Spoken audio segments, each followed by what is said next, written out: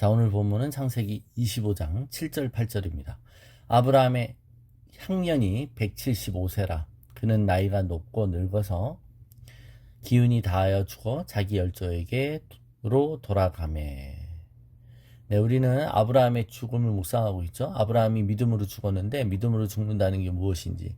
우리는 어제 그가 죽음을 준비하는 삶을 살았습니다. 믿음으로 죽는다는 것은 나 죽으면 끝이다가 아니라 나 죽고 나서의 그 연장된 나의 삶과 나의 후손의 삶을 또 이 남은 자들을 위해 준비하는 삶이라고 우리가 묵상했습니다. 자, 우리의 삶을 보세요. 오늘 본문은 비석에 이렇게 쓰여질 만한 문구죠. 아브라함의 향년이 175세라. 그의 나이가 높고 늙어서 기운이 다여 죽어 자기 열조에게 돌아갔다. 그래서 여러분, 우리가 어떤 사람의 인생을 묘사할 때 저 사람이 참 훌륭한 삶을 살았다 라고 말할 때 세상의 기준은 뭘까요, 여러분? 우리가 예수를 안 믿는 사람들 중에도 우리가 인격적으로 보면 와, 저 사람 훌륭한 삶이네. 이기적인 삶을 살기보단 이타적인 삶을 살았네. 남들에게 굉장히 유익을 끼치며 살았네. 라고 평가할 수 있습니다. 그럴 때 그들의 삶은 완벽하냐 이겁니다. 성경은 여러분, 사람을 묘사하거나 사람을 평가할 때 그가 무엇을 성취하였는지 기록하지 않습니다. 그가 무엇을 믿었으며 그를 고상하게 위대하게 만든 것이 무엇인지만을 알려주는 것입니다. 즉, 그가 성취한 그의 위대함이 무엇인가를 설명하지 않고 그를 위대하게 만드는 것이 무엇인지를 알려주는 것입니다. 하나님께서는 하나님의 박물관에 전시할 만한 위인들을 원하시지 않으세요. 하나님은 우리를 너는 훌륭한 위인이 되라고 부르신 것이 아니라 주님과의 온전한 인격적인 관계를 맺으며 살라고 부르셨습니다. 그래서 믿는 자의 삶이란 위인이 되어서 많은 사람들로부터 존경과 관심을 받게 되는 삶을 살아라가 아니라는 거예요. 오히려 내 삶을 통해 사람들로 하여금 하나님을 갈망하게 만드는 삶, 하나님을 자랑하고 하나님을 드러내는 삶, 이것이 성경의 관점에서의 그리스도인의 완전함입니다. 즉, 성경에서 완전함이란 우리가 흔히 말했을 때 위인전에 나오는 그런 것이 아니라 하나님과의 관계가 완전하게 되는 것을 말합니다. 주님께서 우리에게 행하신 은혜들이 있어요. 그죠? 우리에게 주신 선물들이 있습니다. 우리에게 구원도 선물로 주셨죠? 그래서 아무도 자랑치 못합니다. 우리에게 치유를 주셨어요. 치유도 선물입니다. 우리에게 부와 명예도 주실 수 있습니다. 그래서 우리는 우리 삶에서 우리가 치유를 받는 거나 우리가 부욕해 되는 것을 목표로 삶을 수는 있어요. 그러나 그것은 세상 사람들과 똑같은 삶이고 더 이상 하나님을 위한 삶이 아닌 것이죠. 인간에게 있어서 완전하고 완벽한 삶이란 우리 자신을 위한 삶이 아니라 하나님을 위한 삶인 것입니다. 우리 삶에 하나님이 나타나기를 위한 삶인 거예요. 우리 삶의 목적이 뭐라고 그랬어요? 하나님의 영광을 위한 거라고 그랬잖아요. 여러분, 우리가 말로만 그렇게 하는 게 아니라 진짜로 그렇게 살아야 된다는 겁니다. 우리는 참 하나님을 자랑하거나 참 하나님을 위한 삶을 사는 게 아니라 하나님이 주신 선물을 통해 내 안에 인식된 하나님에 대한 자기 확신을 따라 사는 거예요. 그러다 보니 믿음을 혼동합니다. 무엇이 하나님 원하시는 것인지 자기가 자의적으로 설정을 합니다. 그리고 자기 의로 뿌듯해해요. 얼마나 속고 사는지요. 하나님이 임재하고 상관이 없습니다.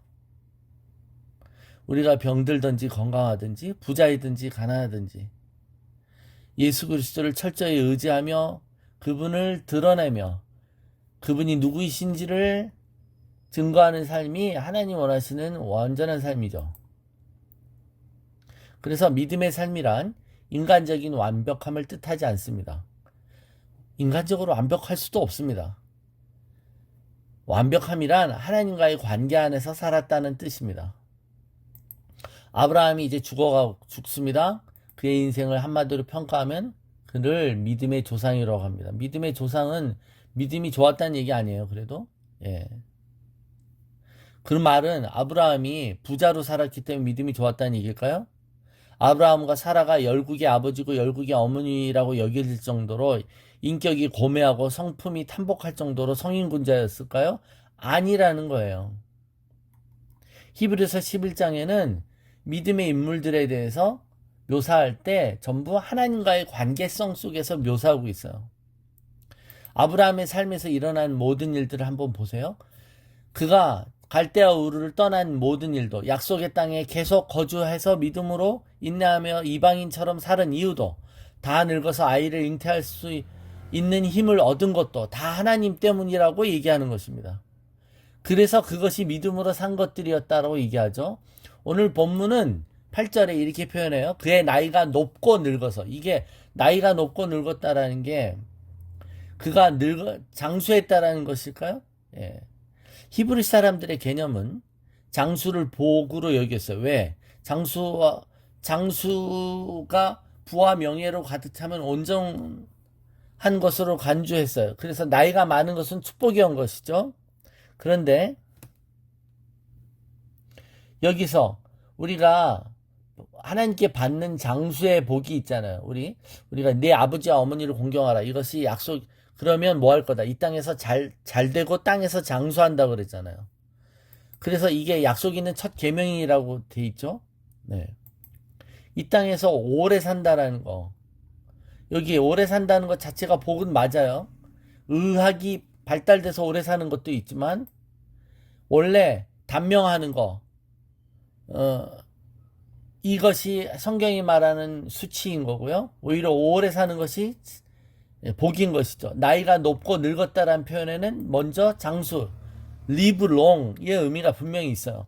우리 세상이 세속화될수록 연료한 것을 수치로 여겨요. 노인들은 무시당하고 젊은이들만이 특권을 누립니다. 최근에 우리 교회 근처에 생긴 그 아파트에 정말 많은 투신 자살이 있었대요. 불과 몇 개월밖에 안 지난 1년도 안 된 이 아파트 단지에서 정말 수십 건의 그 청소년들의 투신 자살이 있었다는 얘기를 들었어요. 너무나도 안타깝죠. 여기 아브라함이 나이가 높고 늙었다라는 것은 단순히 나이가 많고 천수를 누렸다. 이것도 복이지만 기간의 긴 것만을 얘기하는 것이 아니라 여기에 숨은 뜻은 satisfied with life라는 거예요. 자기 삶에 대해서 만족했다는 뜻입니다. 후회가 없는 것입니다. 다른 사람의 평가가 중요한 게 아니라 자기 인생에 대해서 자기 평가가 만족스러웠다는 거예요. 이것의 대표적인 예가 뭘까요? 다윗이 고백했어요. 시편 23편에 여호와는 나의 목자시니 내게 부족함이 없습니다. 그죠? 나는 만족합니다. 내 잔이 넘칩니다. 나의 평생의 선하심과 인자하심이 정녕 나를 따르었기 때문에 나는 여호와의 집에 영원히 거할 겁니다. 라고 내 잔이 넘치나이다라고 말합니다. 그가 그러면 평생 어떤 굶주림이나 궁핍이나 빈곤을 경험하지 못했다는 얘기일까요? 아닙니다. 그러나 그는 자기 삶에 만족하고 있어요. 그것이 그가 그의 삶에 대해서 만족하고 있다는 것이 그게 바로 믿음으로 죽는다는 것이기도 하죠. 즉 어떻게 만족할 수 있냐 이겁니다. 이것은 하나님과의 관계성 속에서 나오는 고백인 것이죠. 내가 돈을 많이 못 벌어서 이뤄놓은 게 없어서 그래서 불만족스러운 게 아니라 내가 사람들 앞에 이름을 못 남겨서 위인전이나 사람들이 나의 이름을 기억할 정도로 유명한 사람이 아니어서 불만족스러운 삶이 아니라 주님과의 관계성 속에서 아쉬움이 없다라는 겁니다. 왜죠? 내가 사망의 음침한 골짜기를 다닐지라도 내 평생의 주의 인자하심이 따랐기 때문에. 다윗이 젊었을 때는 도망자로서 삶을 살았어요. 왕이 되어서도 그는 수없이 범죄했죠. 간음했고 자신의 자식들이 자신을 향해 쿠데타를 일으키는 것을 경험했어요. 파란만장한 삶을 살았어요. 하나님 앞에 실수도 많이 했고 넘어짐도 많이 넘어졌어요. 그러나 그런 가운데서도 하나님은 그를 버리지 아니하시고 그의 하나님이셨고 그의 목자이셨죠. 그래서 내게 부족함이 없다라고 고백하는 겁니다. 이게 바로 그가 자신의 삶에서 만족하는 것이죠, 여러분. 우리는 우리의 숨을 마치는 순간에 이 만족의 고백을 할 수 있을까요? 아브라함은 그랬다는 겁니다, 여러분. 실수 없는 아브라함의 삶이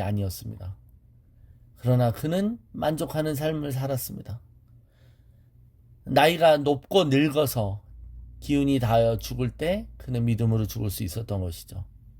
여러분, 오늘은 주님께서 허락하신 주의 지으신 좋은 날입니다. 오늘 하루를 만족하며 주님과 동행하며 무엇을 경험하든 하나님으로 인해 기뻐하며 오늘도 만족하는 삶을 사시기를 축원합니다.